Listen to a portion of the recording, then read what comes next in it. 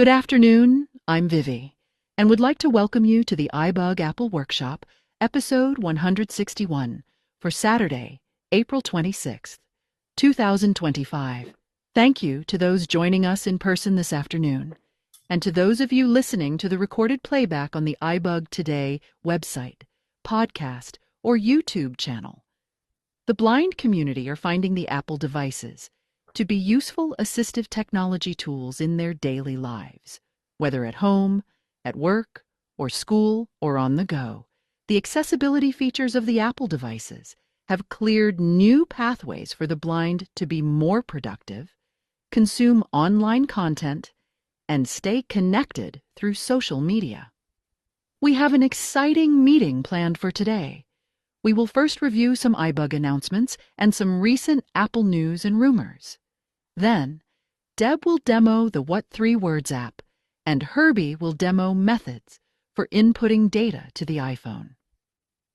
Finally, we will spend any remaining time to answer general questions you may have. I would now like to turn the meeting over to the iBug guy, Michael McCulloch. Ready to go? Michael?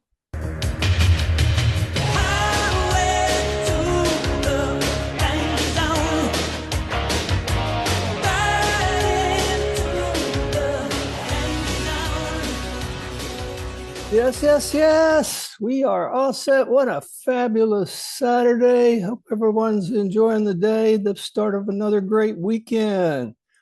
And we do have a great Apple Workshop planned. And with me is my co-host, Sandhya Rao. Will be helping keeping things moving along here today. As usual, we're going to start out and have some around the room introductions. And we'd like for you to say your name, where you're joining in from. And today, our icebreaker, as you introduce yourself, we would like to know, do you have a favorite type of cheese? If you don't, that's fine. But if you do, share one cheese type that you like. I know a lot of people like different cheeses, but we just want to hear one. So, all right, we're going to get it kicked off. Who would like to go first? This is Jerry from Vermont. Hey, Jerry. One of my favorite cheeses is Vermont Cabot Cheddar. Of course. This is Herbie in Houston. Mozzarella, because that's what goes on pizza. Hey, welcome, Herbie. This is Mary Alice from Pennsylvania. I like cheddar. All right, very good. That's a popular one. Debbie from Georgia. Houston, I like sharp cheddar. Okay, Annie from Tucson. I like sharp cheddar. Welcome. Thank you. Debbie from Georgia. And I like pepper jack. Oh, yeah. This is Dee from Southern Illinois, and I'm a pepper jack fan also. Welcome, Dee. Thank you. Pete from Jacksonville, sharp cheddar all the way. All right, another sharp cheddar. Okay, who else was that out there? Angelo in Ottawa. I do a 3-year cheddar. All right. Dana, Cincinnati, Swiss, and cheddar. Okay, and I think I heard Elisa there in the background. Go ahead, Elisa. Elisa in Porter, Texas, no cheese. All right, very good. Paul in Columbus. Go, Paul. Paul in Columbus and blue. Blue. All right. Anita from California, and I'm the iPhone user. I'm not sure how to change my name on there, but I like pepper jack. All right, another one. Welcome. Helene from Woodstock, New York. I like goat cheese. Okay. Sarah in Vermont. Hello. Sarah in Vermont. I like feta. Feta. Way to go, Sarah. Sarah. This is Jody in New Hampshire, and I like wicked sharp cheddar. Okay. This is Robert Carter from College Station, Texas. I like all cheeses, but I'll go ahead and stick with the cheddar. Welcome, Robert. Yeah, I'm from Southern California. Herbie motivated me. I like mozzarella cheese on pizza also. Very good. Welcome. Valencia from Maryland. I pretty much like all cheese but American, but since nobody has said Gouda, I'll say Gouda. Another Gouda. Welcome, Valencia. Janice from Maryland, sharp cheddar. All right. Welcome. Robert Ned. Handler. I like Swiss cheese. All right. Welcome, Robert. Ned from Texas, baby Swiss. Okay. Welcome. Richard from Houston, Parmesan on pizza. All right. First Parmesan of the day. Welcome. Intisar from Iowa, feta and blue cheese. All right. Welcome, Intisar. Can't follow the rules. All right.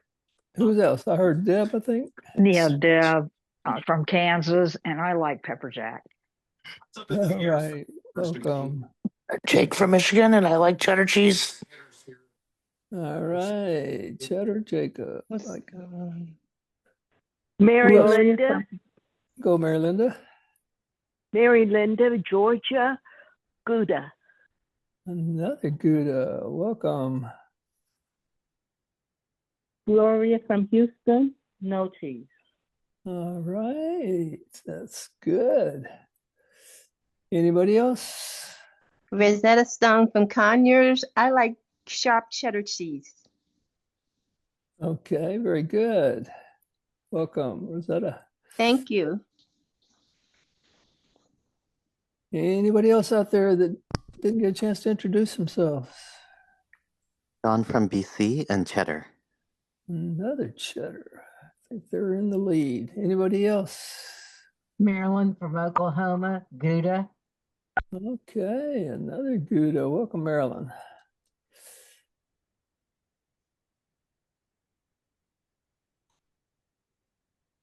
Who else out there? All right, Sandhya, how about you? Sharp cheddar. Sharp cheddar. Okay, anybody that's joined us late after we get started with the introductions, we're just going around introducing ourselves, name, where you're coming in from, and what's your favorite cheese, if any. Anybody else that didn't get a chance to introduce themselves? Okay, and again, I'm Michael. I'm here in Houston, and I will have to go along with the mozzarella, actually mozzarella sticks. All right, very good. Thanks for everybody for playing along. Not to put you on the spot, there were a couple of people that didn't like cheese, or maybe allergic, or have maybe a dairy allergy or something. I'm just curious. You guys, there were two people that didn't have a preference for cheese. If you want to say, if you're not, that's fine too. All right. We will. This is Gloria. Yeah, go ahead. I am vegan, so I don't use cheese. Very, very good. See, I knew that was a good reason. That's great. This is Sandhya. Sandhya. You're kind of putting them on the spot anyway, you know? Oh, yeah. That's okay. Okay. You're a little bit weak, Sandhya. It's all very cheesy. Okay, bye. Yeah. No more. Okay. Enough of that cheesy stuff. All right. Thanks, everybody, for going along with that. And again, welcome everybody that's here today. We know that there's lots of good things you could be doing, and we are certainly glad you've decided to take time off to join us here. And as Vivi said, those that would be listening to the recorded playback later on, we're glad you're being a part of the show also. Let's see. I'm not sure if I recognized any, but is there any first timers to the Apple Workshop today? Tammy in this is Phoenix. Annie in Tucson. Okay, that was Tammy or Annie? Annie. Annie. As an orphan Annie. Okay, Annie in Tucson. Is that right? Right. And how did you hear about us, Annie? Well, I've been getting your email and following it, and I decided to do this workshop. This is not a good time for me, but it was today. So I decided to join in, and I was glad to hear at the beginning. Can I get the recording of this, and how do I do that? Yeah, we'll talk more about that in just a little bit. So hang on to that. We'll go good. through the details on that. So this is probably your normal lunchtime, huh? Yes, lunch isn't that. It's that my son visits every week at this time. Okay, gotcha. Very good. And then there was somebody else. Sammy in Phoenix. Tammy in Phoenix. Okay. Sam. Sammy. Sierra. Okay, gotcha. Thank you. How did you hear about us, Sammy? I've been to the movies and had some other of your emails, and I thought I would try this one because I have an iPhone. So. Okay, very good. Well, we're certainly glad to have you here, both Sammy and Annie. So, and both of you are in Arizona, it looks like. Okay. Yeah. Cool. All right. Thanks. Anybody else? First time visitor to Apple Workshop? Valencia from Maryland, but of course you've heard me on other programs that y'all have.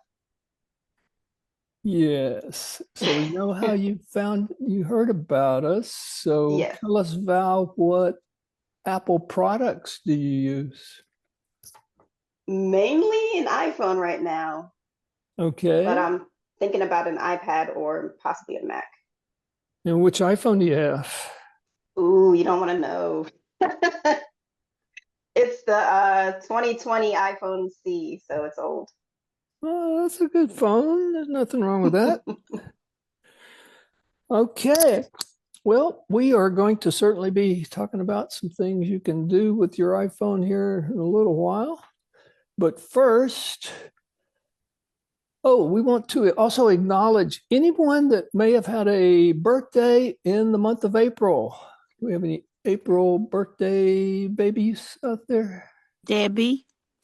Yes. What date was your birthday? April 24th. 24th, just 2 days ago. Well, happy birthday. Thank you. Anybody else born in April? This is Dan. Hey, Dan. Yeah, April 13. All right. Happy belated birthday to you also. Any others? April birthdays. Madeline in Texas. Okay. And when was your birthday? April 21st. 21st. Okay. Very good. Well, happy belated birthday to you also. Thank you. Glad you could be here. Brian from Ontario. All right. Mr. Brian B. Yes, I turned 18 on the 24th, so now I'm legal to go vote. Now you can vote. Okay. I think you've been doing that for a few years now. All right, Brian. Well, happy birthday. Thanks for joining us today, too. Any other birthdays out there in April? All right. Well, very good. Glad you guys could all be here and glad you were all born in the month of April. Let's see. We're going to move right along into some iBug announcements coming up over the next few weeks into the month of May. But first, I want to tell you about we've got our fundraiser going on right now. Our iBug $500 tech shopping spree drawing. And so we're giving away a $500 gift card to your choice of Apple, Google, or Amazon stores. And for a mere $10, you can enter into the drawing. Or if you want to up your chances, you can get 6 tickets for $50. And right on the first page of our website, you can find the details of how to enter there, all the different ways you can enter and get into the drawing. And that drawing is going to be coming up at our next iBug Apple workshop in May 24th.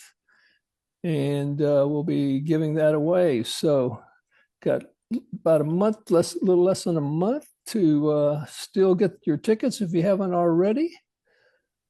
And, if you like what we're doing here, then spread the word, share it with other friends and family. If you frequent any businesses, you can tell them about the good things we're doing and what you're getting out of it. And, we appreciate you spreading the word around about iBug. Let's see, regular Monday night, we've got our iBug Buzz at 7 p.m. Central. All the times I'll be stating our Central time. This is kind of an odd week because it's kind of the fifth part of it anyway. Half the week is the fifth week, and usually we don't have too many things going on during the fifth week. But we do later in the week. We have Trekkie Talk on Thursday, our regular Trekkie Talk, which happens on the first and third Thursdays at 7 p.m. Currently watching the Voyager Season 1, and they are, I'm not sure which episodes, but we watch 2 episodes ahead of time. I'm sorry, Jody, go ahead. Season 2, episodes 1 and 2 of the second season. Ooh, okay. I'm behind. I gotta catch up there. All right, season 2, episodes 1 and 2 coming up Thursday next week. And so yeah, usually watch a couple of episodes ahead of time, then come together and discuss those. It's always a fun time there, and love to have you. Even if you're just getting into becoming a Trekkie, come join them. Then our regular Friday night at the virtual movies, we had a nice little rom-com, feel-good, heartwarming show last night called The Life List.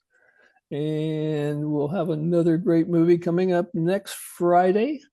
If you want to find out ahead of time what the movie's going to be, come to the Monday Night Buzz. And at the halftime show, we will do the big reveal of what the movie's going to be for that Friday coming up. Then next Saturday, we have a regular iBug Unplugged, first Saturday of the month. And that's at 7 p.m. also. And we're going to be talking about dealing with anxiety and other stress-related conditions. If you remember a couple of months back, we had a session on meditation is one way to do that. This time we're going to have a licensed professional counselor come in and talk about other ways to deal with anxiety. So he's also totally blind, happens to be the president of a local chapter of the NFB up in Iowa. And so we would love for you to join us next Saturday for that. Our book club, we're currently reading something about having fun. The Most Fun We Ever Had. And that's by Claire Lombardo. And it's a long one, about 20 hours. Still got time. That's going to be on May 8th at 6:30 p.m. If you want to check out Bard NLS, that's DB 95730. 95730. Get that on the Bard NLS system. And then the following Saturday, May 10th, we were iBug Cafe normally on Sunday, which happens to be Mother's Day. We're bumping up the cafe one day earlier to Saturday at 4 p.m. And we're going to talk about the Apple Watch, all the different things you can do with the Apple Watch, how to get it set up, and all that good stuff. So come join us for a deep dive in using the Apple Watch. And you can always go to our website to find out more information on, all the things I've just now mentioned, and also other information. The best place to go first is our website, ibugtoday.org, and that will give you information as far as, well, first you can get on our mailing list, and so you'll get email notices of all the different things coming up as they're scheduled coming along. You can find recordings of all of the sessions, this one plus all of the others that I just mentioned, the training sessions. We record everything and make those available in the archive on our website. Also, the recordings are set up to be regular podcasts that you can, with any podcast app, you can subscribe to any of the different iBug. For example, this one, you would just subscribe to iBug Apple Workshop, and then they'll just be sitting there waiting for you as they come out. Also, you can go on YouTube. We have an iBug Today channel on YouTube, and we've set up various playlists for each of the different sessions. So again, there would be a playlist for the iBug Apple Workshop, and you could find all the recordings there also. Let's see. You can also find us on Facebook. We've got a regular Facebook page and a Facebook group that you can join. Facebook group is another good place that you can get questions answered in between all the regular training sessions. Something comes up. Generally, we have advanced users monitoring that, and 24/7, 360 days out of the year, 365. I think there's many days in the year. And so anything comes up, you can post a question there and get those answered there on the Facebook group. Follow us on X at iBug Today is our handle on X. We're sending out our regular notices of things coming out in both the iBug announcements and other tech-related things that would be of interest to the blind community. I think I've covered most of the announcements. And like I said, next month's iBug Apple Workshop is our 14th anniversary. And in addition, that'll be just a fun time. We'll be celebrating, having some special entertainment, having lots of door prizes, and of course, we'll be giving away that $500 tech shopping spree. So don't want to miss that. And with that, I am now going to, let me stop there. Is there any questions on anything that I just announced? Oh no, everybody's muted. Sorry. I'm gonna go ahead and I'm gonna turn it over to Sandhya if she's ready to go, and we're gonna go ahead and she's got some news and rumors from the Apple world. Sandhya, go ahead. Now we're going to review the latest Apple news for the month of April. iPhone 17 Air shows extreme thinness.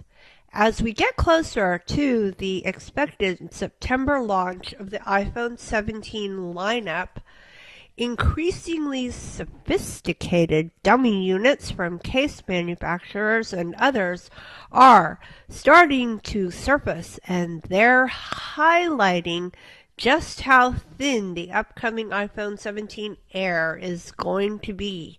In fact, It's going to be barely thick enough to house the functional side buttons. AirPods Pro 3 are just months away. It sounds like the third generation AirPods Pro, the high-end earbuds, are just a few months away, with rumors suggesting we could see them sometime late this year. The rumors indicate Apple's popular high-end earbuds should see a slimmer form factor, a faster audio chip with improved active noise cancellation, and in-ear heart rate tracking similar to that which debuted on the Powerbeats Pro 2 a few months ago, and lots more. Okay. April 24th, 2025 marked the 10-year anniversary of the original Apple Watch launch in the United States and 8 other countries around the world. Action and more. These features have alerted many people to conditions like atrial fibrillation, sleep apnea, and even cancer, allowing them to seek medical attention earlier than they would have otherwise.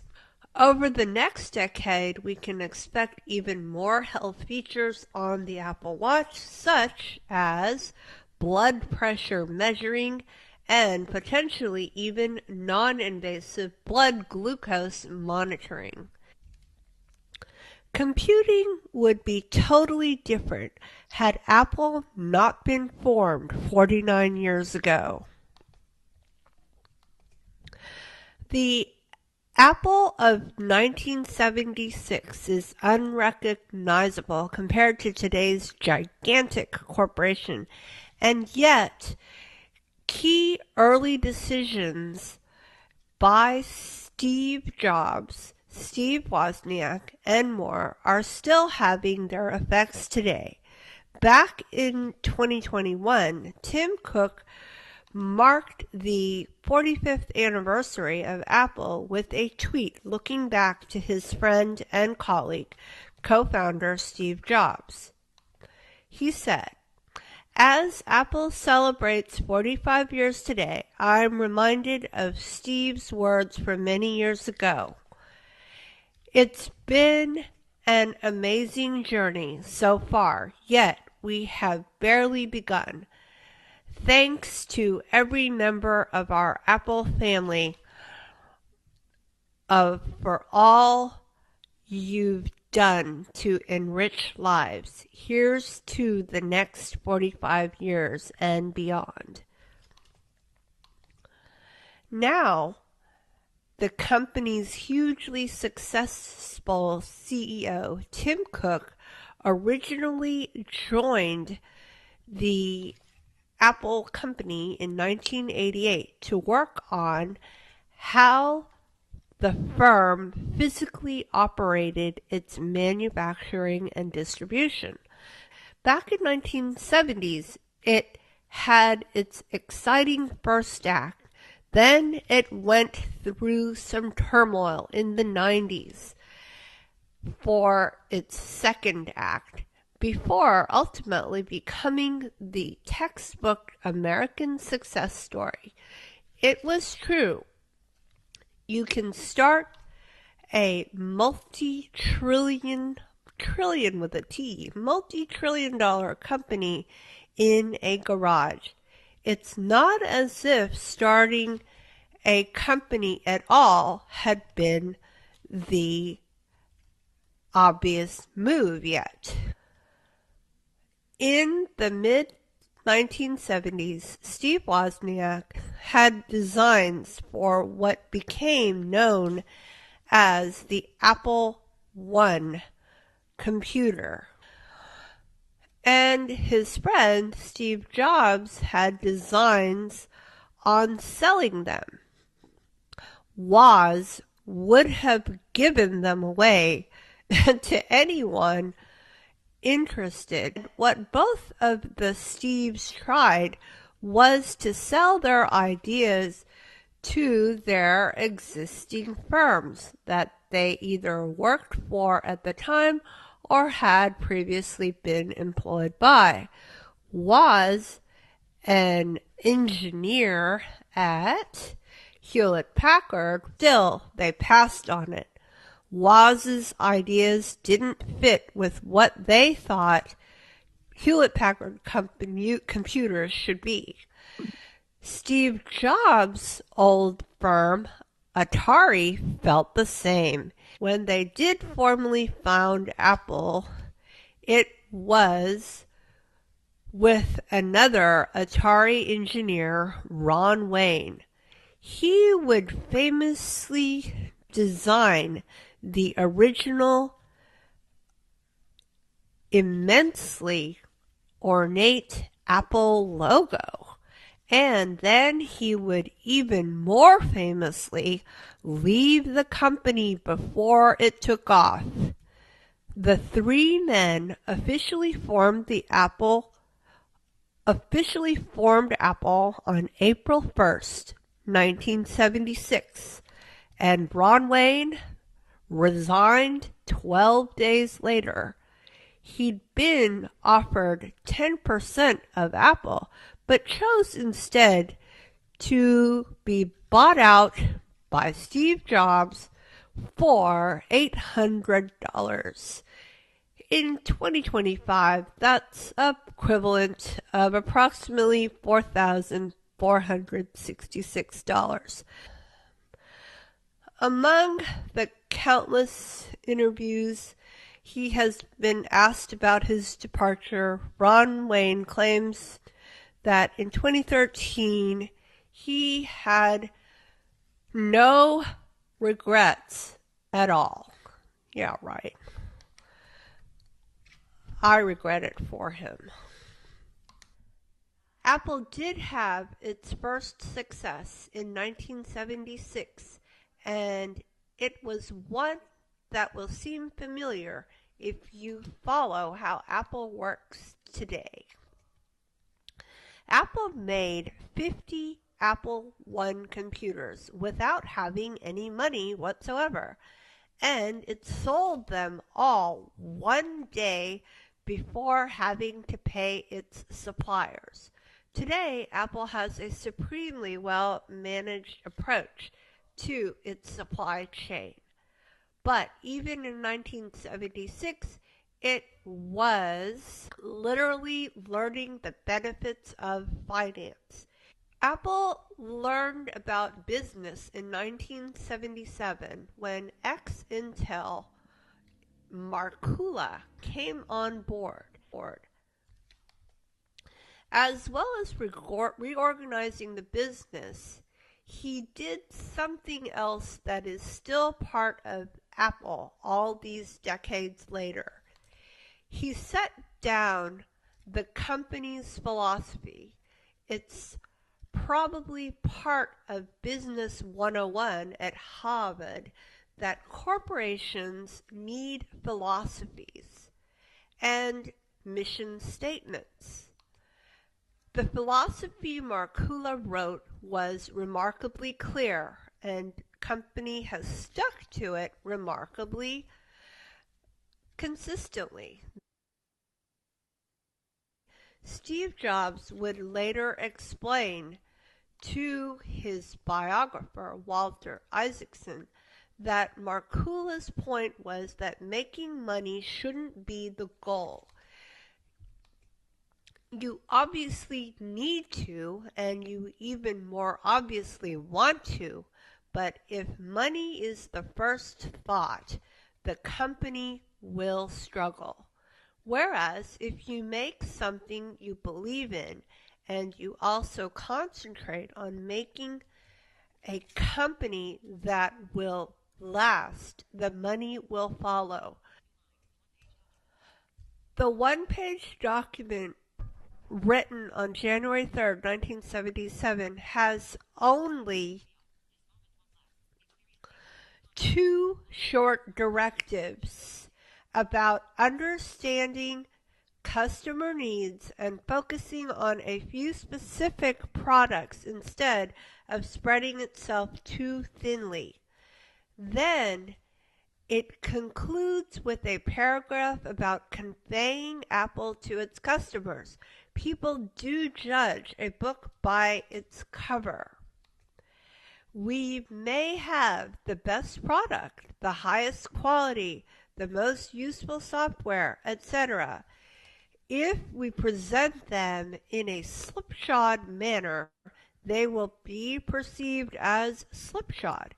If we present them in a creative, professional manner, we will impute the desired qualities. To this end, Apple is known for how well it presents its products, how carefully designed the packaging is. Today, that is still part of what makes Apple Apple.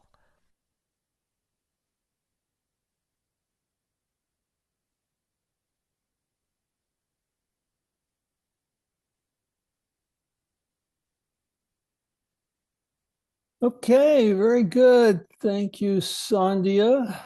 Looks like we have a couple of other birthdays or anniversaries that we need to celebrate in April. Apple, the start of Apple. None of us would even be here if it weren't for that. And I think she mentioned the Apple Watch. It's 10 years old today since it first came out. So thank you, Sandhya. What a great presentation of the news.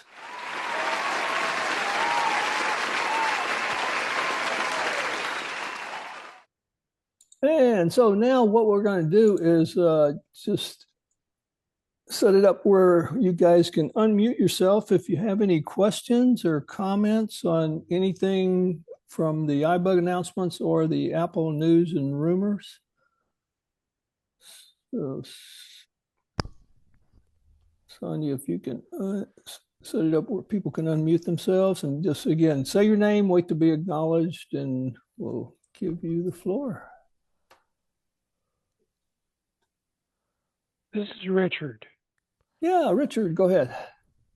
I believe I remember the Apple one was only a circuit board, and it was advertised hooked up to a television set or at least a monitor, and it was very, very basic in its appearance. Okay. I don't recall all of that, but yeah, some of that does definitely sound familiar. I don't know if there's any old timers out there that know anything more. Robert, College Station. Yeah, go, Robert. Well, I'm one of those old timers. I want to tell a quick story. It's pretty interesting. When I was in 1979, I was a graduate student, and I took a class on Apple Soft Basic Programming. But we didn't have any screen reading technology that I knew about in 1979 for the Apple, although soon after that we did. It might have been out at that time, but I didn't know about it. So what happened was I would be sitting in class trying to write out these basic programs on my Apple II Plus that had no accessibility whatsoever. And finally, my classmates got so frustrated by it all, they just started yelling out program lines all across the class. So it was not the quiet class that our instructor had planned on. It was pretty crazy, but that was my first introduction to the Apple II. Thanks a lot. All right. What a great story. Thanks for sharing that, Robert. Any other comments, questions about the Apple News rumors? Yeah, this is Sarah. Go ahead, Sarah. When I worked at Harvard about 1,000 years ago, and we all of us staff were offered either a PC, probably if I recall an IBM, or an Apple One. And it was one piece keyboard and monitor attached, and we were given a choice, and I went with PC because I liked DOS, which was, what was happening at the time, and I've regretted it ever since. I could have gotten in on it way back then. Okay, very good. The other Robert. Okay, the other Robert, go ahead. I also had a Apple II Plus, which I got for my physics classroom in about 1977. And my class did programming of physics problems back then. And since then, I've used Apples all the way up until today. Wow, okay. Very cool. Thanks for sharing that, Robert. Now, where were you teaching back then? I taught in Monticello High School in Sullivan County, New York, and Sullivan County Community College, which was nearby. Okay, very good. All right, any other comments, questions about the Apple news and rumors? All right, if hearing none, I've got a short little blurb, about a 5-6 minute little quick, and it'll probably repeat some of the things that Sandhya mentioned, but it's a little short Apple history segment of the company. I believe there may be some interjections there from Steve Jobs and other prominent people at Apple. So, Sandhya, if you can mute everybody back up again, we'll run this.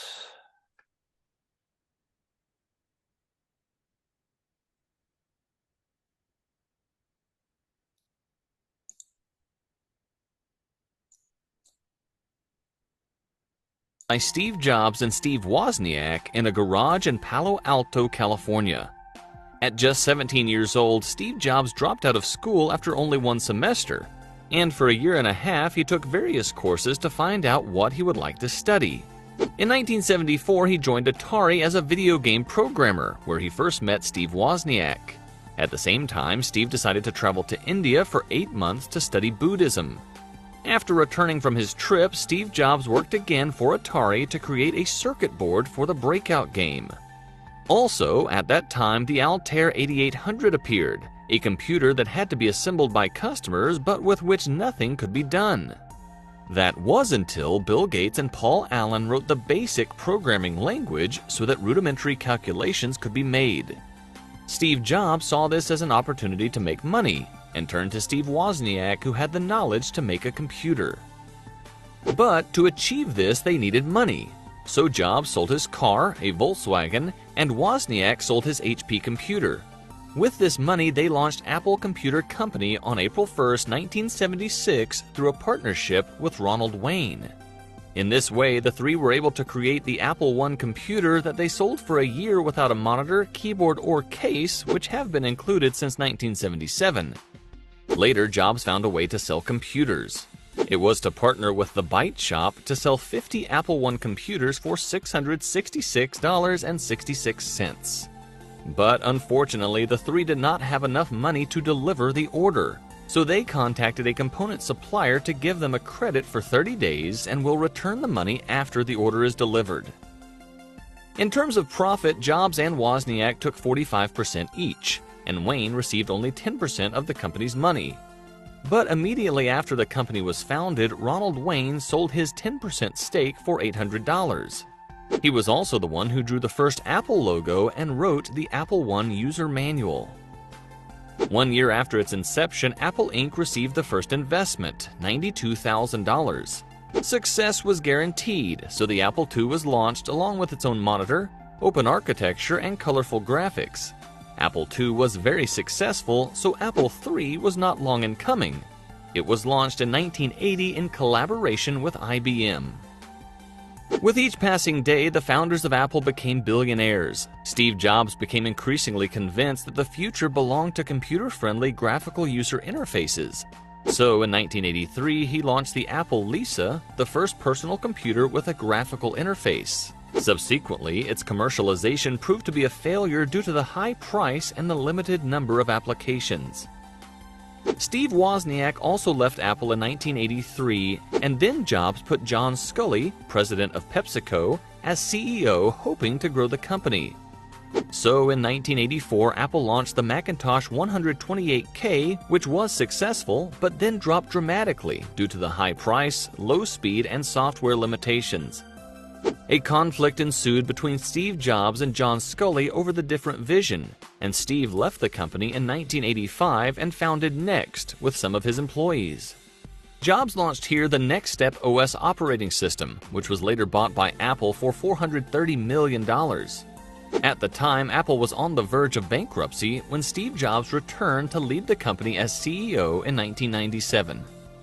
Since then, the company's fate has changed. They began development for new products, and in 1998 launched the iMac, which was sold in over 800,000 units in the first 5 months. In 2001, the first Apple stores were opened in Virginia and California. Mac OS X was launched. The portable product iPod was introduced on the market. And in 2003, they launched the first digital platform to sell music, iTunes, which is fast becoming the market leader. In 2007, Apple made the most profitable launch in its history, the iPhone, Apple's first touchscreen phone. Given the success of the iPhone, Apple launched in 2010 the iPad, the first tablet that could replace a computer. Unfortunately, diagnosed with pancreatic cancer in 2003, Steve Jobs died in 2011 and was taken over by Tim Cook, who had already held executive positions since 2009. Even though many believe that Steve Jobs' death would mean the end of Apple, Tim Cook has proven that Apple can thrive financially and bring completely new and revolutionary products to market. In 2011, he launched the Siri virtual assistant, and in 2015, he launched the Apple Watch. Right now, Apple is among the most valuable companies in the world. The company's net value at the end of 2020 was $65.34 billion. And its market capitalization is $2.08 trillion as of March 15, 2021. Now, finding out what Apple's past was and knowing where the company is now positioned, some compare it to a religion because it is not a single product or a single person. Thanks for watching. Don't forget to subscribe and share this video. See you in the next video. All right, quick little 5-minute history of the Apple company. Let's see, we've got a couple of demos we're going to look at today. First up, we have Deb Brummer, and Deb's going to be talking about an app called What 3 Words? Deb, do you have any introductory words before we start your demo?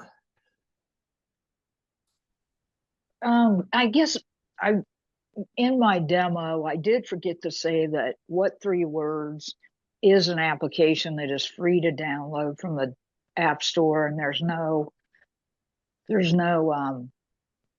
other things that are hidden within there. There's no cost to download and use the app.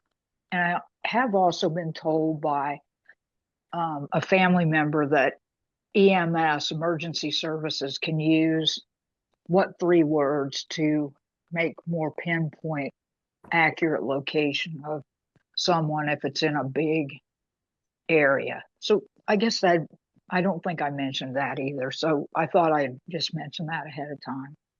Okay. All right. Well, let's get into the demo then. Here we go.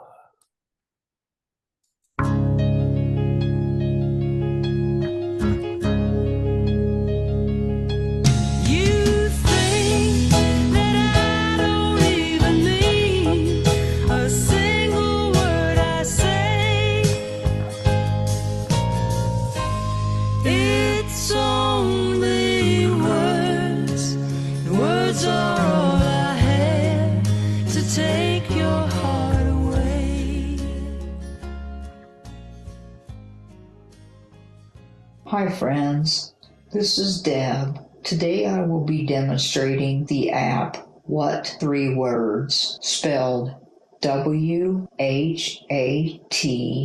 space, the number 3 space, WORDS. This application is one that may be useful in our toolbox for giving a precise location in a larger area, such as a park, an arena, a stadium, a large medical complex, or even an apartment complex where perhaps the individual unit is not easily seen by someone like a rideshare driver. The app developer has designated a unique 3-word designation in a grid that is 3 meters square across the globe.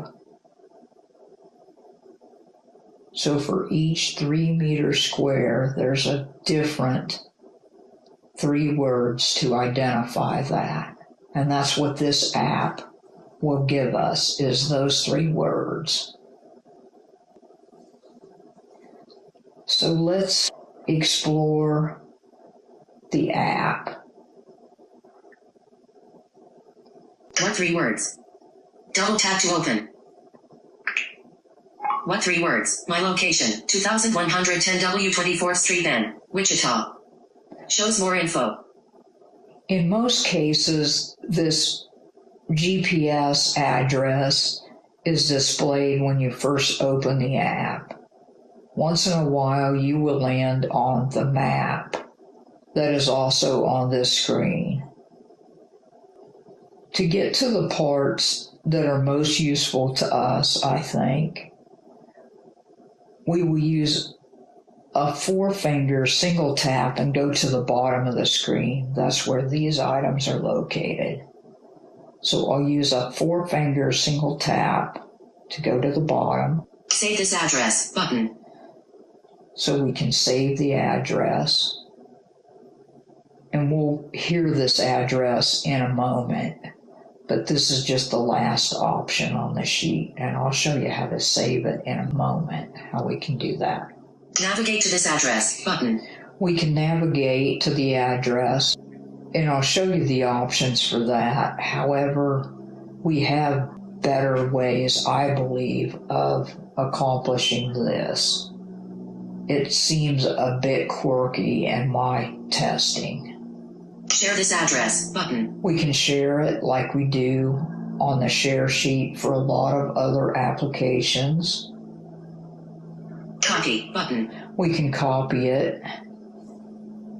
This would be most useful for things like putting it in the Uber app, and I'll show you that as well. What 3 words address Weedy Book Curvy?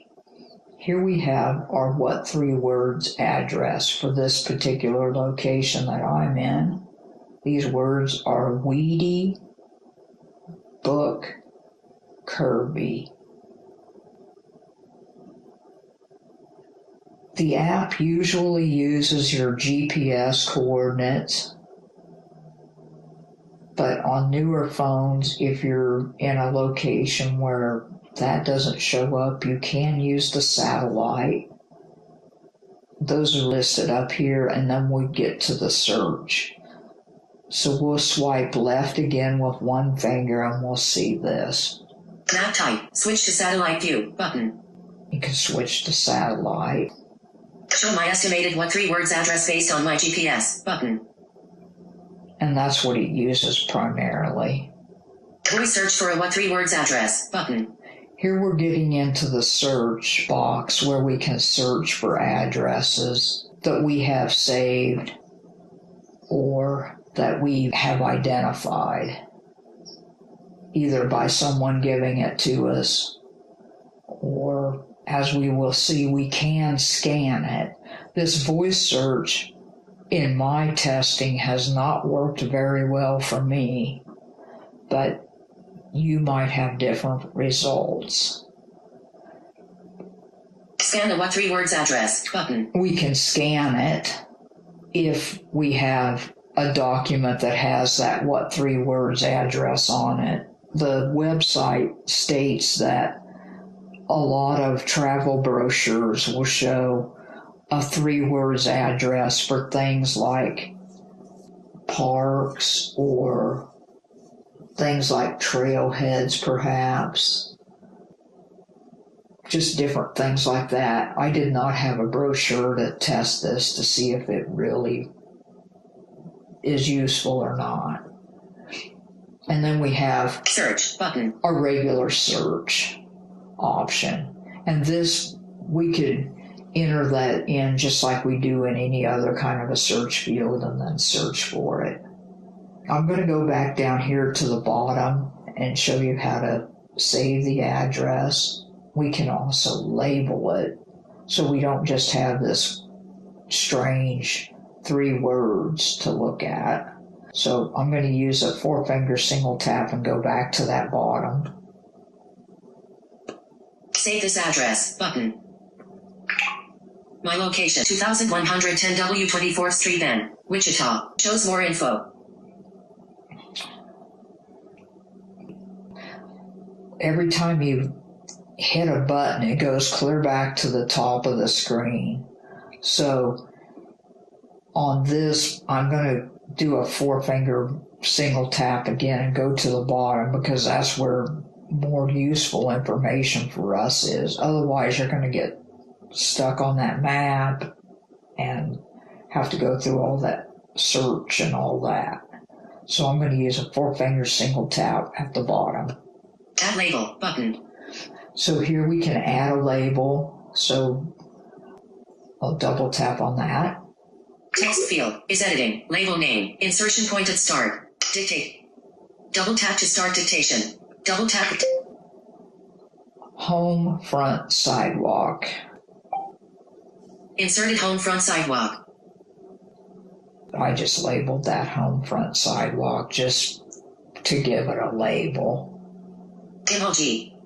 Double tap and hold. Then drag up to select another keyboard. So that's how you label it for future use. I'm going to see if there's a back button here. Cellular, 2 of 4 bars. Location tracking on, 1044. Add label. Add label. Text field, is it done, button. There's a done button. My location, 2110 W 24th Street N, Wichita. Shows more info. Okay, we're back to that shows more info screen. I'm going to go with a 4-finger single tap at the bottom and show you some of this other stuff. Home front sidewalk, button. Save to, favorites, but delete saved address, button. Navigate to this address, button. Okay, it also showed you that you could delete it if you wanted to. So we can navigate to it. So I'm going to tap on that and show you the different options that we have for that. Share this address, button. First of all, I'm going to copy this address because I want to show you something with that. Copy, button. Copy. Okay, so I copied that. Share this address. Navigate to this address, button. Okay. Navigate. Here we are on our navigation screen. Close, button. What 3 words compass? Okay, we can use that. I don't suggest it. It's not accessible very much with VoiceOver. I tried it just to find out, and it's not something we can use. Google Maps. So we can use Google Maps. It seems to me like when you do this, that these 2 programs are running alongside each other, and we've had that with some other ones too, that like Blind Square, you can run Google Maps or Apple Maps alongside of it, and that's what this appears to do as well. However, it does seem a bit quirky, as I said before. But we have Google Maps. Apple Maps. We have Apple Maps. Uber. Now you can share with Uber. The thing that seems odd to me is, and I'll double tap on that in a moment to show you, when you use it there, instead of entering it as your where to be picked up at, it enters it as your destination. So that's why I copied it, so we could change that. And then the other one that you can use to navigate to it is Move It, which is an application that is for public transit.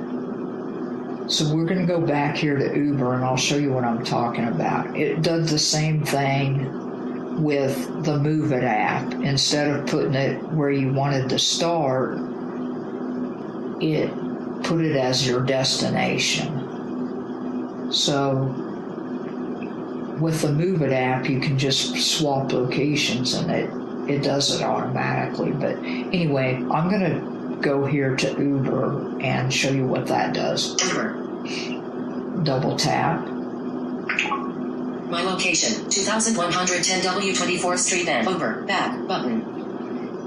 All right. Destination. 3 Weedy Book Curvy button. So see, we show the destination and it shows 3 slashes, and I guess that's probably an Uber indication that we have used the what 3 words to identify that location. However, we could take that out just by deleting it and then paste that address that we copied into the pickup. I wouldn't do that at home, but if I were at a large location that maybe used one address, I guess is what I'm going to say, I might use that to give them a more precise location of where I was. So that's just an application for it that might be useful. So these are some of the ways that I believe this app could be useful for us. It's not perfect, it's quirky in some ways, but for just an application that would be useful at certain times, I think it's worth having on our phones.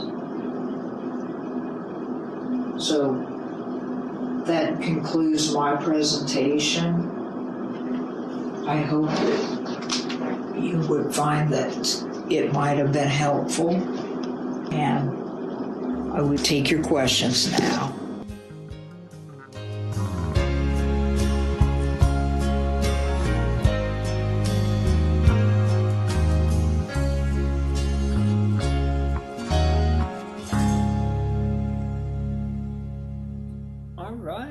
Deb, what an informative presentation demo of what 3 words. Hey, let's give her a big hand. Now we're going to All right, I think we had the wrong little file there. Okay, very good. What we're going to do now is open it up for questions. So we'll let, again, say your name, wait to be acknowledged. I think if I get closer to my microphone, you might be able to hear me better. All right, here we go. Yeah, it should be set up where you can unmute yourself if you have a question for Deb on what 3 words. This is Pete. Go ahead, Pete. Deb, I'm curious, do you know if Uber or other rideshare drivers or possibly paratransit drivers routinely use these what 3 words? So if you actually entered the what 3 words destination into an Uber request that they would have that available to them, would they use them routinely? This is Deb. Pete, I don't know that for sure. I think it is available in their, in their tools as well.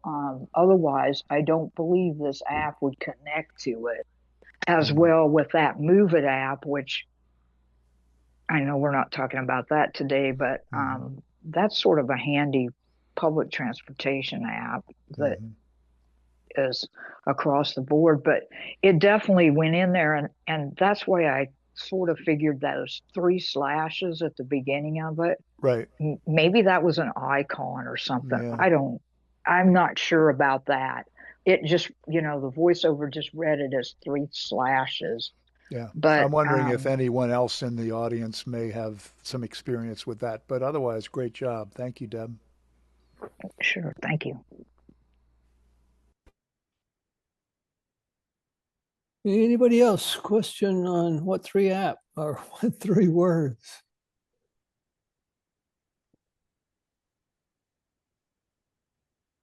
Yeah, it sounds like it will pinpoint a much narrower location than most other. Yeah, this is Pete again.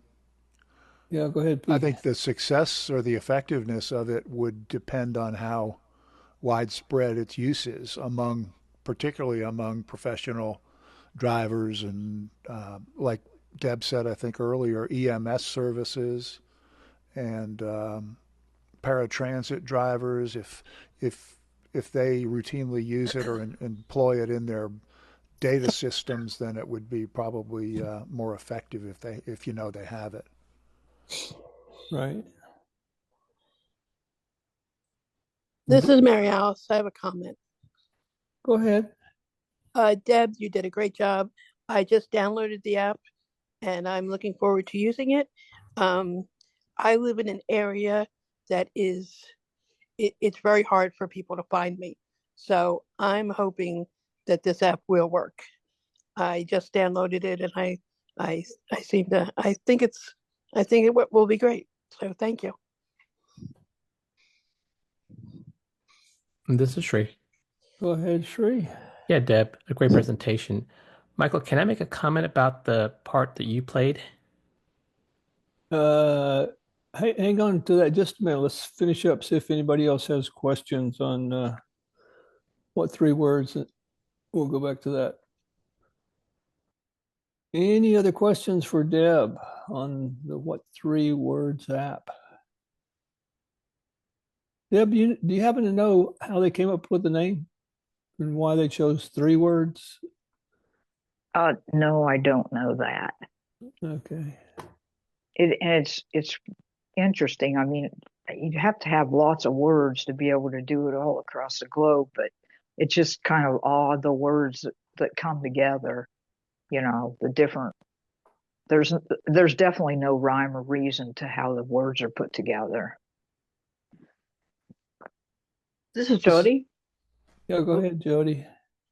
Yeah, great demonstration, Deb. I wonder, those 3 lines that you saw, is that a menu? If you tap on it, is that the menu for the settings and everything, or? This is Deb. No, it didn't appear to be a menu. It just, it looked like it was just 3 slashes before those 3 words entered into the destination, which I also thought was peculiar. But okay, well, thank you. Pete again. Go ahead, Pete. I'm trying to get a practical picture of this, Deb, and maybe you don't know this, but say I'm at a rock concert at a local arena, and the address of that arena is 1 Main Street. And the front door, that's the specific address. So if I'm standing at the front door at 1 Main Street of this huge arena that's maybe a square block in size, it would come up with a specific 3 words, right? But in case I'm leaving the concert on the opposite side on 3 Duval Street or something like that, Pine Street, how would I know what the 3-word designation is for that? You would just, this is Deb. You would just open the app and it would show up right there. Oh, okay. So it So okay. if you did that, four finger single tap at the Right. bottom and then just Right. swipe left a few times, you would see your 3-word address to what it was in that particular location. And I think that specific thing that you just talked about would be a Perfect place where it scenario. could be Yeah. useful. Yeah. So you labeled your front sidewalk with those 3 words, right? That you listed the weedy book Kirby words. So if you went out your back door and in your backyard and you opened the app, it would give you 3 different words? It does. Oh, you've tried that? Yes, I did. I Okay, tried I it didn't know and it honed in on the actual where your phone location is. That adds a whole big piece to my picture of what used to be confusion. Thank you, Deb. yes, and if you were in a location where you cannot receive GPS, then you can switch to satellite if you have a phone that has that capability. But I think this is Pete, and tell me to stop, Michael, if we're going too far here. But I'm wondering if the closest directional location technology for where my phone is GPS, then how does it give me a different 3 words if it keeps, because all it can do is hone into to my GPS location. That's but what I'm missing. Okay. I guess when you move, I guess all I can say is when you move, it's locating you in a different GPS coordinate. 3 meters, yeah, okay. a different 3-meter square. Okay. All right. All right, we got time for give it a try. We got time for one more question. Somebody that hadn't had a chance may want to ask a question to Deb.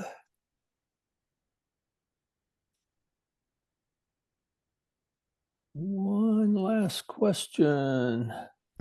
All right. Let's see. Shri, you had some comment or about the little YouTube on the history of Apple? Yeah, it mentioned a store in Virginia. And when I graduated from college, I worked for an Apple store in Northern Virginia. And I was trying to remember if that's the store that it was referring to. Oh, yeah. It had your picture in there. It did. Yeah. I had somebody look at that while I was playing and say, hey, it looks like Shri. But we were the first when Rock and Roll Hall of Fame opened up. We sold the Macs to the Rock and Roll Hall of Fame.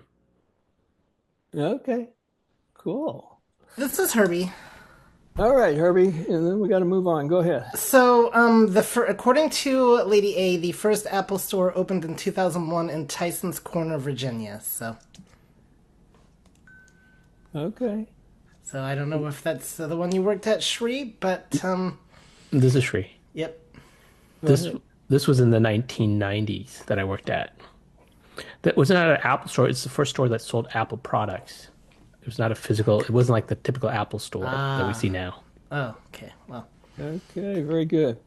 Let's see what we're going to do at this time. I know some people have joined us since the beginning, since we started and had our original introduction. So take a few minutes here. If you've joined us, we'd love to hear from you. Let us know who you are, where you're joining in from. And we had a little icebreaker. We'd like to know, what's your favorite cheese? Shri from Virginia, Pepper Jack. Pepper Jack. Okay. Welcome, Shri.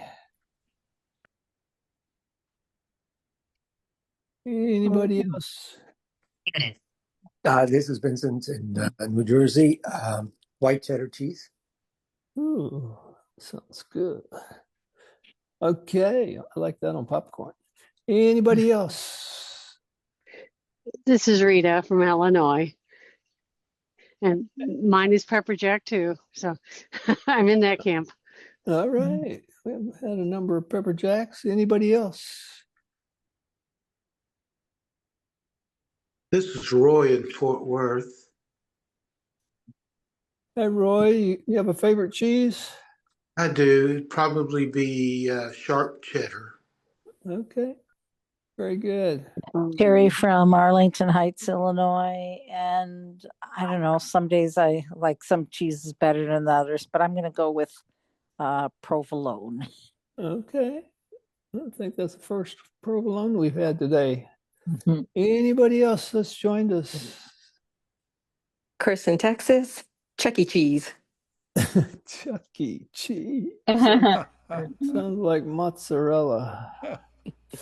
All right. Very good. Hey, Julie. I like cheddar. All right, another cheddar. Yeah, that's one of the top 5, I believe. Okay, anybody else? Didn't get a chance to introduce yourselves. Okay. Anybody that came in late, didn't happen to have a April birthday, did you? All right, very good. Let's see. What are we going to do now? Oh, you know what? We need to give away a door prize. So, as we usually do, we'll go back to Sandhya. Sandhya, are you awake out there? Hey. All right. She did a great little Apple News rumors report, and our door prize is going to come from a question from her news. So what are you going to ask them about, Sandhya? Good question. Today. A little closer to you, Mike. Hello. Okay. 2-part question. What was the name of the person? Oh, you want to tell the rules first? Yeah. I was going to. Sorry, I should have said that before you started. All right. Let's see. You got to say your name. Wait to be recognized. Also, if you are a volunteer, a facilitator, one of our trainers, mentors, then you're not eligible. Also, if you've won a door prize at the Apple Workshop in the last 2 months, we'd ask you not to go on this one this time.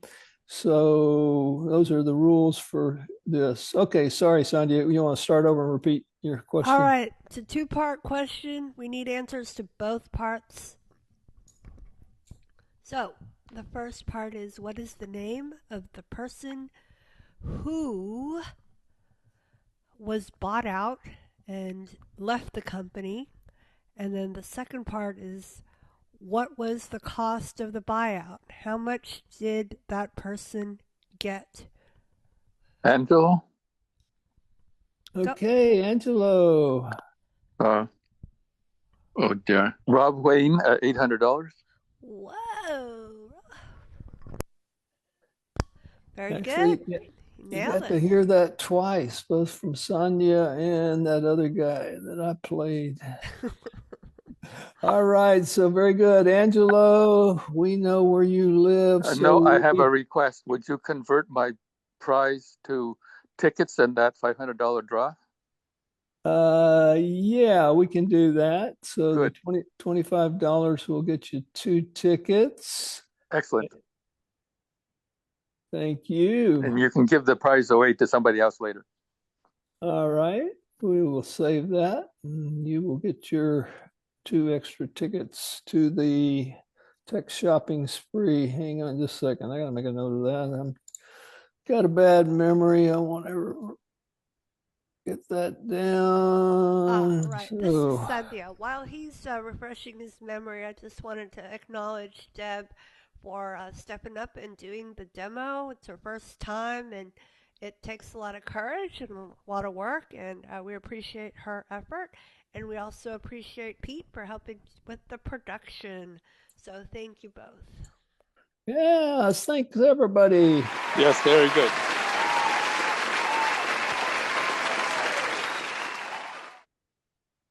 All right. right, so now we've got another demo coming up. So, Sandhya, if you can put everybody back on mute.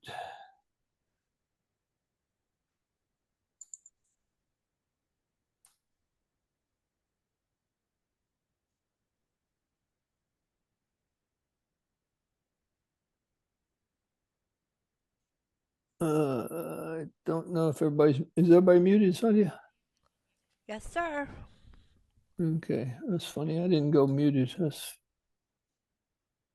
interesting. Okay, next up, we've got a demo by Herbie. Herbie, you got any opening words you'd like to share before we run your demo? I do. So today I'm going to be talking about the typing methods on the iPhone. There's a couple that I honestly did struggle with because I'm not as familiar with them, and you'll hear about that as we go along. But the idea is to kind of explain what they are and to give you all some alternative methods that you can consider using for typing on your iPhone. All right, roll the tape. All right, here we go. Bits are coming down the stream. Lonely days are gone, I'm a-going home. My baby just wrote me a letter. One of the great things out of many in regards to the iPhone is the ability to type using VoiceOver any way that we choose. Now, dictation, which technically is a form of typing, is great, but it does have some problems. It can be inaccurate. You also have to be in a quiet environment, and you can't use it for passwords.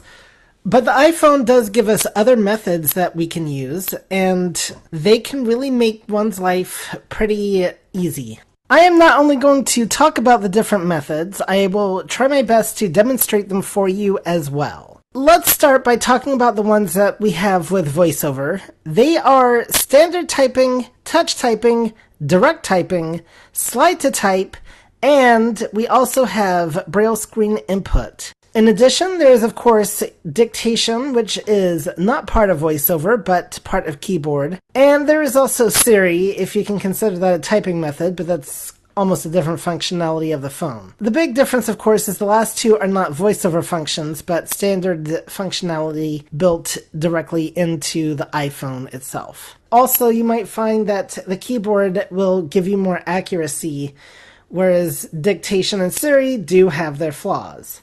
You can adjust the typing style that your phone uses, though, with VoiceOver with the rotor or the quick settings, and all you have to do is be in an edit field to be able to swipe between the various ones. The first method, and this has been around since we got VoiceOver on the iPhone, is standard typing. What you do is you swipe around the screen until you find the letter that you want, and then you can double tap anywhere on the screen and the letter is inputted into the text field.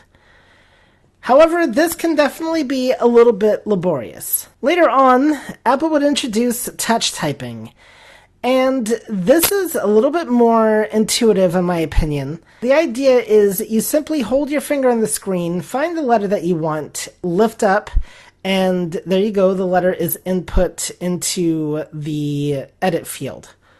You might think that this is actually harder, but you might actually discover otherwise, because, again, the letter isn't inputted until you lift up your finger, and you can move away from the keyboard if you decide that you don't want to put in the correct letter. Because your finger's on the screen, then you don't necessarily lose your place as easily, I find. The third method is going to be direct touch typing. This was introduced a little bit later, and I feel like benefits people that can see a little bit more, but it is an interesting one. The idea is that you touch the letter of the key and it immediately types it.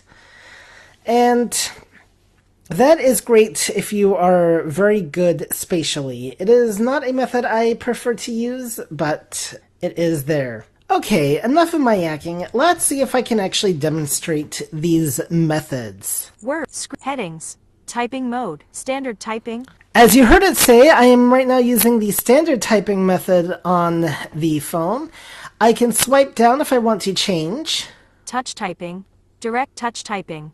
Standard typing. And those are the three. Slide to type is its own separate thing, and we'll come back to that in a minute. If I wanted to write Hi Chanel, for instance, I'm going to have to start by swiping around on my screen here. I know where the shift key is, but let's say I don't. Cap F. Okay, it's not that.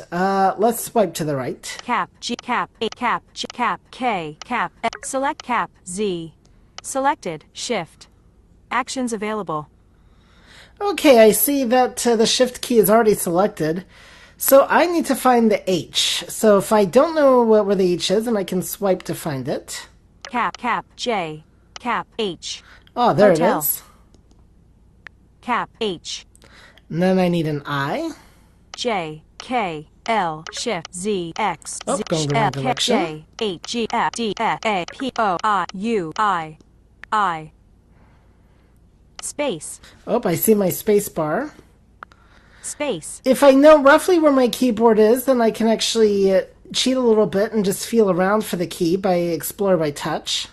V, C, Charlie, C, H, A, N, no, N, R, E, L, Lima, L, E, N, no, B, space, period space. Okay, so there I used my double space. So I just used my double space method. As you heard, it took me a while to write out that message. But it did say Hi Chanel. Okay, I'm going to delete all this. Delete. And now I'm going to show you what it's like to write that particular message using the touch typing method. Screen recognition. Words. Headings. I will mention for anybody that is unfamiliar with the rotor, what I am doing is putting 2 fingers on the flat surface of the touch screen, and I'm turning them clockwise and counterclockwise. It doesn't really matter which direction you go, in a obviously circular motion. Typing mode. Standard typing. Touch typing. Okay, so again, since I know where the keyboard is, I can be like Cap J, cap H, cap I, space, C, Y, G, H, A, N, W, E, L, message E, space, period space. Notice that I figured out right off the bat where my keys were, and yes, you heard some extraneous letters in there, but they did not get typed. For instance, I found the W key by mistake. I didn't mean to press it, so I didn't lift up. I just simply swiped my finger to the right, and I knew that the letter had actually been put into the edit field because it would repeat as soon as I lifted up. So you would hear like N, then me lifting up, and it would say N again, kind of in a higher pitch, kind of not. And that can also depend on the voice you have a little bit as well. So let's see if I can demonstrate this just sounding a little bit slower. Cap E, cap W. Oh, I'm on Whiskey. W. That's not what I wanted. I wanted the E, which is right next to it. Alternative characters of W. Cap W, cap W. Cap So I held my W, finger down delete, too long and cap was thinking I want W. alternative characters. So let's try this again. Cap E, And I wanted an R, so if I swipe once to the right. cap R. Romeo. And now I lift up. Cap R. See, just like that. Now I put in the R and the E was perfectly fine. And what's also nice too with voiceover and typing, and this can be used in other contexts as well, but it's not limited to typing. What I liked though is the fact that, especially in touch typing, if you wait long enough, you can hear the phonetic of the letter. So if you're unsure, for instance, if you're typing in an M or an N, then if you wait, it'll say M, Mike, N, November, depending on which letter you are pointed to. Now, this can seem a bit daunting if you are new to voiceover, but if you practice it, it'll become much more natural. So Delete. Cap R. I can write another sentence this way, like Cap J. Cap H, cap O, W, A, E, R, E, space, U, Y, O, U, space, Y, T, O, D, A, Y, numbers, exclamation, question mark. So I was going a little bit slower than what I normally might, but I think you get the idea. Also with deleting, when I want to delete something, question mark, I just lift up on the delete key and voila, it's gone. delete, Y, A, D, E, S, high chain. And now everything that I just wrote is completely erased. I did a double tap and hold on the delete key, and that deleted everything. Very useful tool to have at your disposal. Words, screen recognition, headings, typing mode, touch typing. I'm going to show direct touch typing. This is not one of my favorites. Direct touch typing. Because I don't have any vision, so I have to guess roughly where the keyboard is, but... $, letters, right paren, letters, comma, return, delete, delete. And I'm struggling here $, because letters, I'm having to guess where things are, including period, switching letters, from numbers to letters. ellipsis, And one of the comma, things about this delete, keyboard method right off the bat is it's not easy numbers, to switch between delete, letters and numbers. I got it to work, but I had to double tap delete, it, so... shift, numbers, X, numbers, I can do a single tap on the letter H. J. Oh, that didn't work. Return, delete, M, return, H, hotel. So this is a very interesting way of typing. If I wanted to write Hi Chanel... Shift. My shift is not selected. Okay, that's not good. Shift. So I better Actions tap precisely with a single tap on the shift key. D. And that didn't work. Okay. Shift. Z. H. U. I. And yeah, you can see I do not get well with this method. K. Space. C. G. H. Okay, I am not a fan of this method whatsoever, J. so I'm going Words, to get out of it. Text effects. Mentions. Misspelled word. Edit. Slide to type. Off. Typing mode. Touch typing. Now we'll go back to good old-fashioned touch typing. Return. Delete. J. And delete all that gobbledygook. X. So yes, direct touch typing is not worth it for me. I find that I can't spatially figure out where I'm putting my finger, and so I think it was designed more for people that are low vision. Okay, slide to type. Words. Let's go to that in our rotor. Screen headings. Typing mode. Touch. Slide to type. Off. Slide to type on. Slide to type, that is an interesting one, and I'm not going to try to demonstrate it for you because I'm really not used to how it's supposed to work. The idea, I think, is to have it find alternative characters, and I did, as you heard earlier, got that to pop up, and then you can kind of swipe around and find out what else it suggests. And I think that is its purpose. So you kind of heard that demonstrated a little bit earlier when I was showing the on-screen keyboard. The last one I'm going to go over is Braille Screen Input, which I've already done a full demo of. Just as a reminder, you can trigger it by touching two edges of the screen. Then I can use Braille and type A-N-D-E-L-E, period. Stopping Braille Screen Input. Chanel. Hi. Stopping Braille Screen Input. And just like that, I much more quickly wrote out Hi Chanel. So I find that that is the most efficient keyboard to use. Now, of course, you do have your dictation, and that is where you speak into the phone. If you have that enabled, then you simply do a two-finger double tap on an edit field, and you will hear a bell, and it will write for you, or you can double tap the dictate button and it will get triggered. And to do that, we are going to go to Settings, General, and then Keyboard. And let's take a look at our keyboard options here. Keyboards, 2, button. When I talked about typing earlier, I mentioned the different typing methods, but there are also many keyboards that you can use with iOS, including emojis, different languages, things like that. And those are actual iPhone functions, as I focused more on the voiceover functions.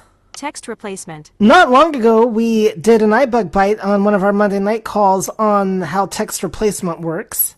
I highly encourage you to check that one out if you've not already done so, because that can also help speed up your typing.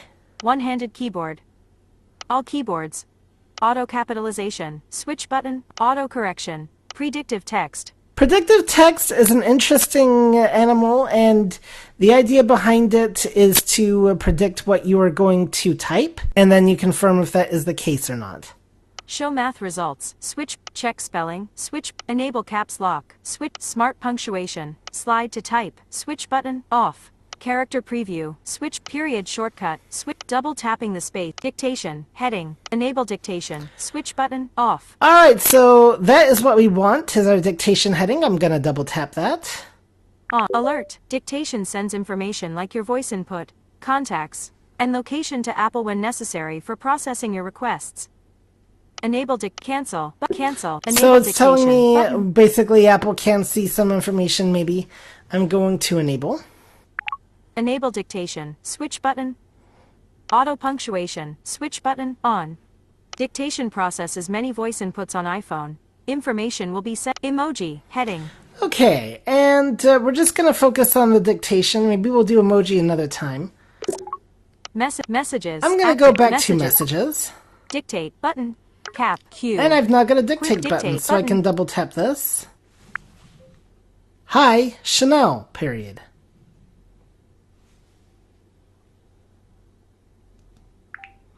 And then I just double tapped Inserted hi Chanel. Dictate button. And good job, it got it right. Now, one thing I am not happy about is it decided to automatically send, even though I did not want it to, and that's not nice. Cap. Q. Now, granted, I was talking directly into the Delete. phone, so I made it iMessage. very easy for it to understand me. Cap. Delete. Delete. I can also do a two-finger magic tap. Hi, Chanel, comma. How are you doing today, question mark.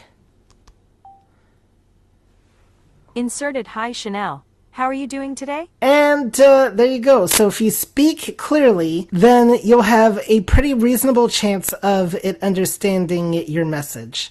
I also held my phone so that way I was speaking directly into it and not holding it away. So if I was to talk into my microphone like this, for instance, and I'm sitting back in my chair and I've got it, or in the purpose of this demo, the phone far away from me, it's going to have a harder time understanding me versus if I get up close and personal.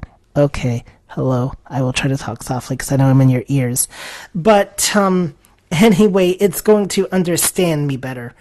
Likewise, if I'm using a headset with a microphone, that's going to help. So in conclusion, we looked at the various typing methods that VoiceOver supports, which includes standard typing, which is double tapping each letter, touch typing, which is lifting up to put in each letter, or direct touch typing, which means touching the correct letter on the keyboard. I also talked about Braille screen input, where you can use Braille to type in your letters. And also, I talked about some non-voiceover things, including dictation. Now, there are definitely other aspects to the keyboard that we could talk about, and that would make this drag on a lot longer, but maybe that'll be for another time. One final observation, though, is if you learn to use the voiceover methods of typing rather than dictation, seems like you get a little bit more privacy because those methods don't send your data to any Apple servers.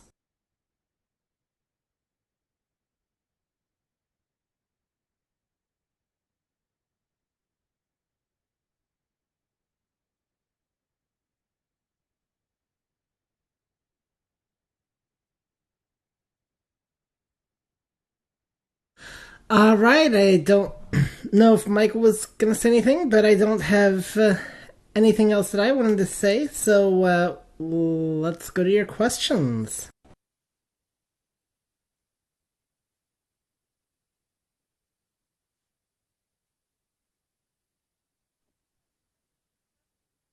This is Philip. Jody. Whoop, Okay, I heard somebody before. Was it Paul before? I heard somebody before you, Jody. Yeah. This is Philip. Philip, okay.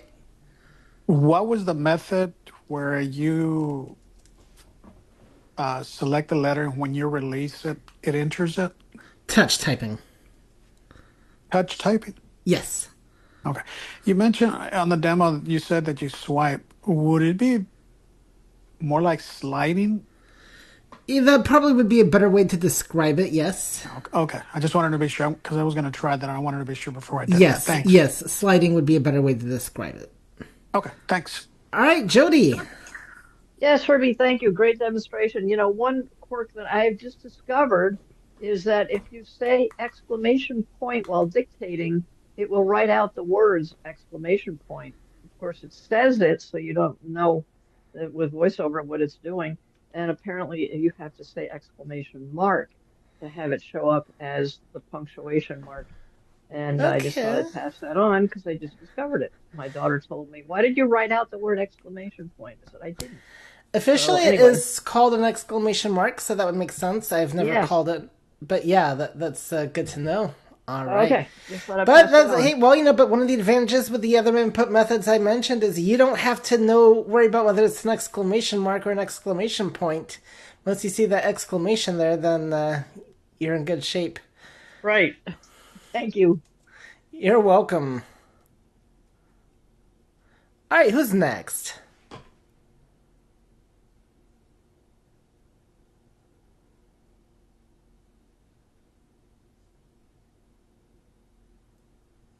Any questions on the demo that I just did involving any of the typing methods?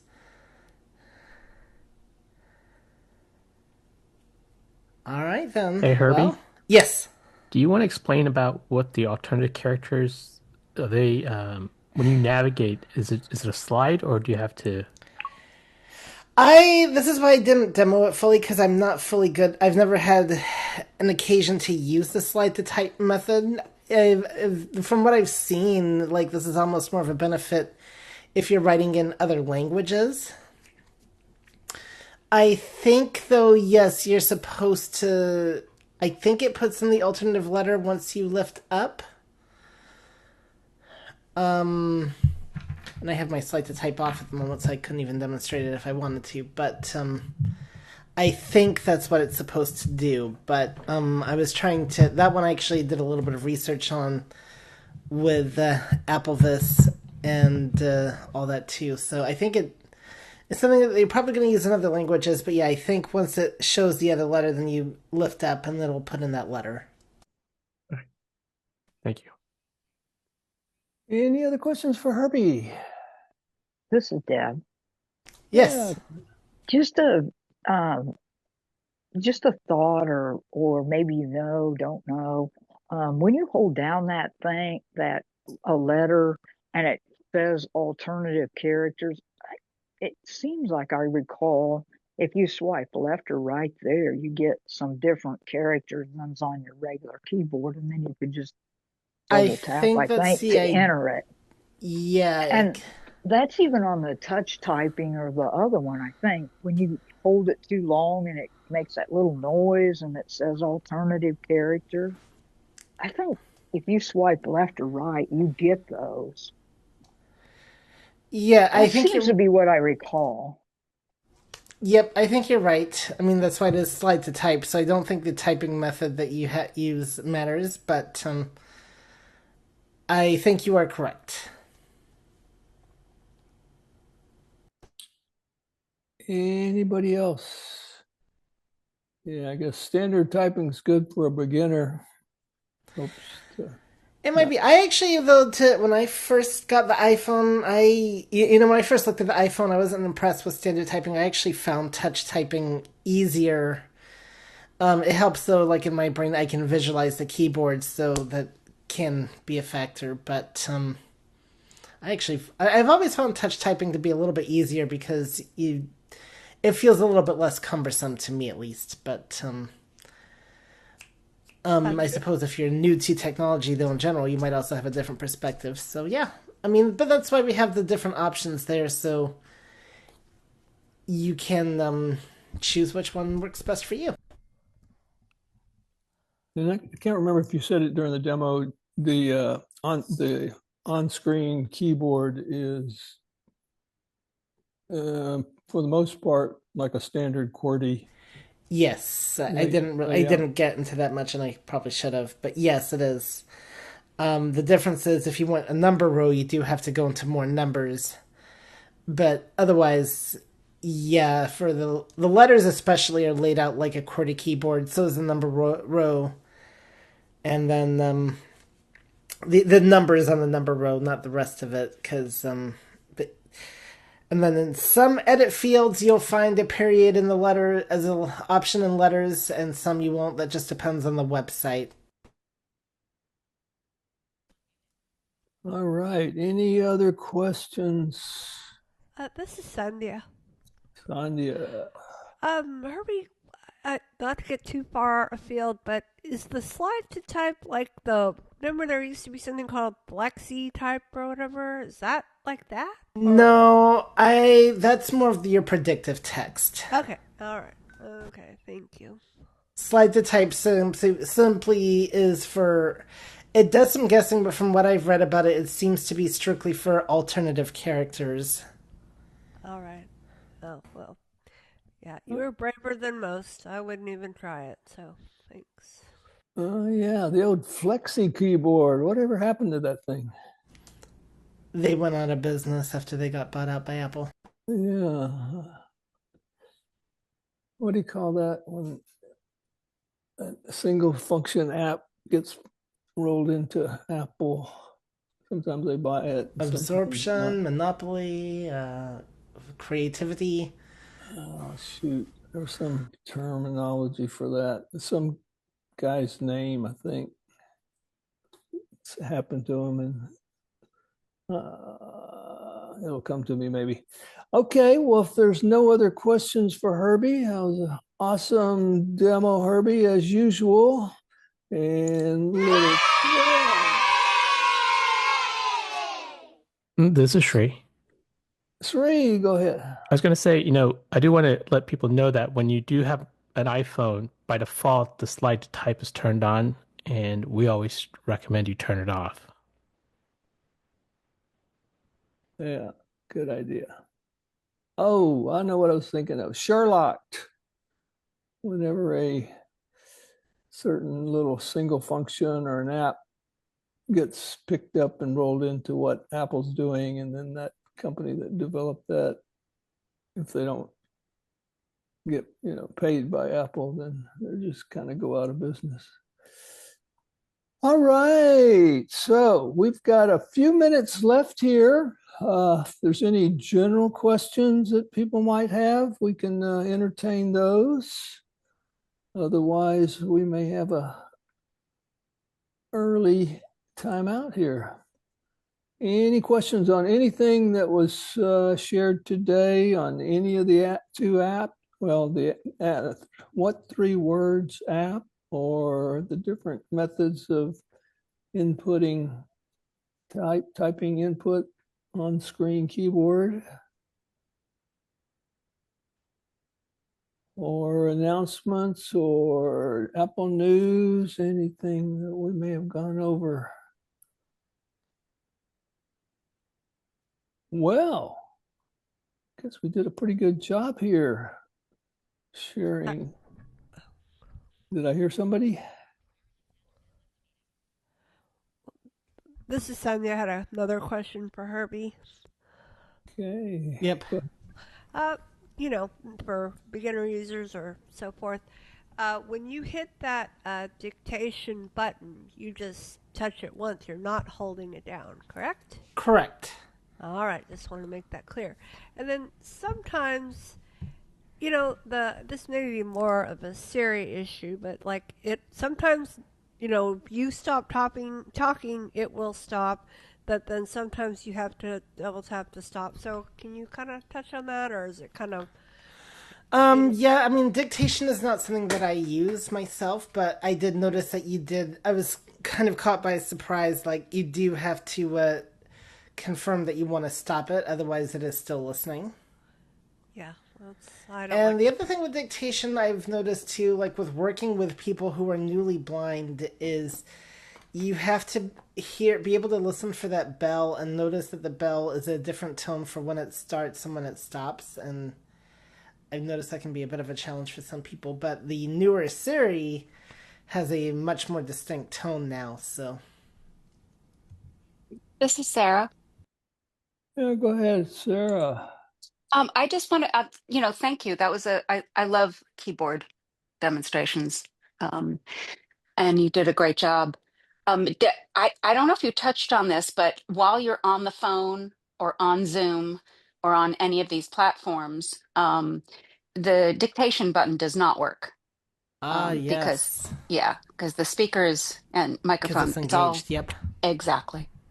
So yeah, if you need to write surreptitious notes about somebody to somebody else, then yeah, you cannot use dictation while you're on the phone. So Just touch typing. Yep. Or braille. Or This Braille, is yep. The one thing with Braille is just if you're not wearing a headphone, the thing I've run into with Braille is you trigger the Braille screen input and it suddenly takes the phone from the speaker to the receiver part. So if you're not wearing an earpiece, that can be a bit of a problem. Okay, the next question, yes. This is Richard. Oh, there was somebody before you. Oh, this is Terry. Yes, Terry. Was just an FYI until just a minute ago I couldn't unmute, and I'm assuming that was the case for others too. Maybe that's why it was so quiet for a while. Huh, I don't know why you could. Did you? My guess is you didn't hit that OK button. Oh, yes, I did, because I This was is Sarah. talking before. Yep. Definitely, I was muted as well and couldn't unmute. So one trick that might help with Zoom Same. is, by the way, you can do the two-finger magic tap, and that'll also unmute you. So I wonder if that would have helped. Yeah, It's Robert from College Station. Rich had a question before. Okay, and thank you for a great presentation. And I have, if you could say a little bit more about the multiple character entry feature problem. Is there any way to disable that or to change the timing of the keyboard so you can enter fewer or avoid entering multiple characters? You know, it's interesting you ask that because that was the question that was asked on AppleVis about changing the timing, and no, there is not a way to do that.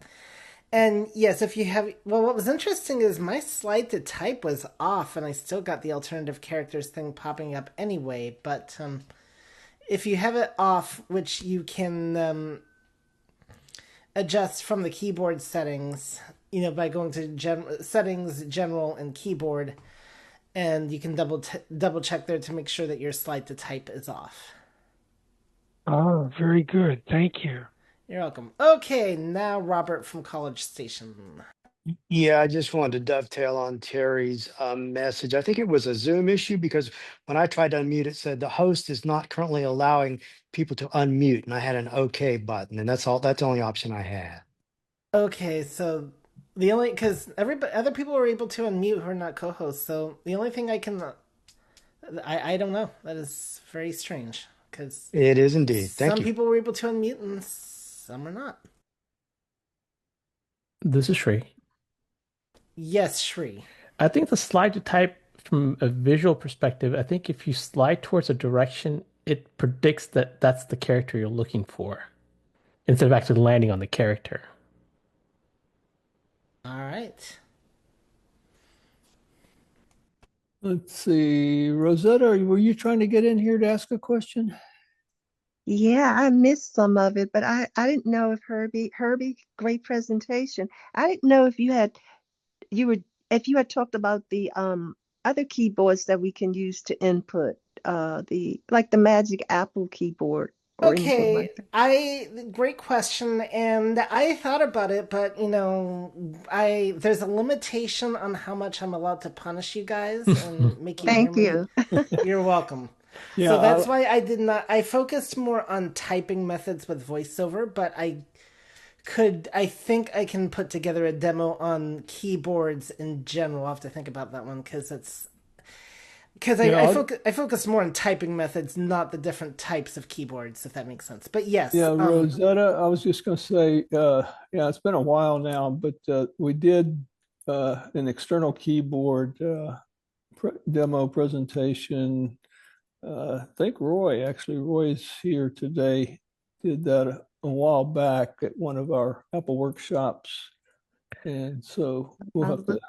Okay, I'll look for it. Thank you. This is Shri. Or Sri, go ahead. Maybe it's cafe. It was a cafe. I think it was October of not last year, the year before. Okay, so we may, yeah, it's been a couple of years now. We may bring that back and see if This is Roy or somebody else can. Terry, yes. Yeah, sorry. This is Terry. There are some other on-screen keyboards. I mean, like you can do the UK keyboard. Yes. There are a whole bunch of those that are still on-screen keyboards having nothing to do with an external keyboard. Yeah, so this is Herbie. I did touch on that towards the end, but like I said, I didn't really want to delve into those Right. weeds. But yes, if you go to keyboard under general, you've got that plus the very famous, emojis keyboard as well, emojis. And there's also predictive text, which I didn't really touch upon. Maybe I should have, but I didn't know if that was going to be helpful for beginners or not, because I find it a little bit more awkward, so it's harder for me to demo that. But yes, there is. You definitely have on-screen keyboards like the UK one or I think Sandhya. If I can pick on Sandhya, good. I think you mentioned once you use the keyboard for writing in like the Telugu language or whatever, or was it Shri that did that? I forget which. Not to mention external keyboards like the Gboard, which is Google's keyboard. And so there's definitely a variety of both Bluetooth and on-screen keyboards you can use. Yeah, I guess a number of different foreign language keyboards are available there. I've never actually counted how many are there, but who was that, Sarah? Valencia. Valencia, go ahead. Okay, I had an issue with unmuting as well, and I got the same message that I believe Robert said he did. But anyway, thank you for the presentation, and I'm glad that you did it because I've noticed it seems like a lot of people are still using the standard typing, and I really suggest the touch typing method for the on-screen keyboard. It's a lot more efficient, like you said. My question is, I'm still a little unsure of what the Braille screen input typing method does. So, first of all, I did do that as a full demo a couple of workshops ago. I want to say back in January. Okay. Very recently. But the short version is Braille screen input lets you write using the Braille keyboard, using Braille on your iPhone just by touching the screen. So, are you familiar with Braille at all? Oh, yes. So there's different ways you can input Braille, using the Braille cell, and it's like using a Braille keyboard, but as on the touch screen instead. So, and what I really like about the fact that not only do you get to use Braille, so you just have to remember dot combinations instead of finding keys, you can also use grade 2 Braille, and so of course that shortens words. So where unlike typing, you have to write out words, instead. So you have that as an advantage. And as with the regular on-screen keyboards, there are a variety of Braille keyboards you can use. So if you are not a fan of UEB, for instance, then you can use the older American type Braille, or if you're from a different country and want Braille in your language, then you can do that too.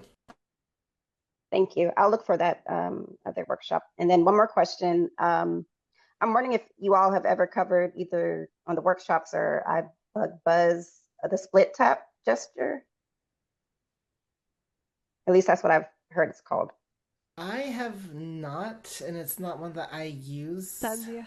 The split double tap, is she asking? I think is that your question? Tap. Go ahead, Sandhya. Oh, Sandhya, yeah, go we ahead. have. We've done a bite segment. It's been a while. It's one of the iBug bites during the buzz call, probably late fall last year. Okay, because I think that would be helpful for people too. I use it a lot. Okay, this is very John. good. All right, John, and this will be our last question of the day. Go ahead.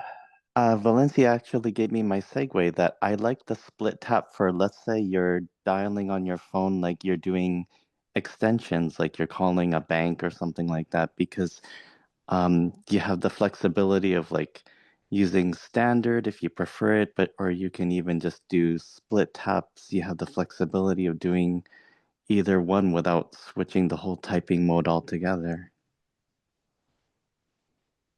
Well, this is Herbie. Yeah, I didn't even getting into entering touch tones because, yeah, I forgot that the typing method you use affects that too. Because you've been doing this for as long as I have. You don't even think about that type of thing. It just you set it and forget it. But yeah, that's an interesting point about the split tap. Definitely. All right, very good. Lots of great questions. And I want to thank first our presenters, Deb and Herbie today. What a great job they did. We had a couple of people helping us out in the background here, Julie, Shree, keeping things moving in the background. And of course, my co-host, Sandhya, all the wonderful news and other things, and giving me a wake-up call when I didn't come back on after the second demo. And I know how you felt about my demo. It's okay though. And then, of course, the rest of you that joined us today. What a great, we couldn't do anything without you guys being here. So, with that, let me just remind you a couple of announcements. We've got Monday night, iBug Buzz at 7 p.m. Thursday is Trekkie Talk at 7 p.m. Also, season 2, episodes 1 and 2, we'll be discussing. And then Friday night, our virtual movie. And then next Saturday, a week from today at 7 p.m., we'll be having iBug Unplugged, dealing with anxiety and other stress-related conditions. So come back, join us, all of these right here on this same Zoom conference line. And with that, I'm feeling very happy and ready to roll out and enjoy the rest of the weekend, and wishing all of you also a very happy weekend. Crazy what I'm about to say. All right, have a great week, y'all. Bye, guys. Bye. Thank you. Have a good weekend, everybody. Bye, guys. Good weekend. Great song to end the workshop. Like I don't care, baby, by the way. Thank you. Because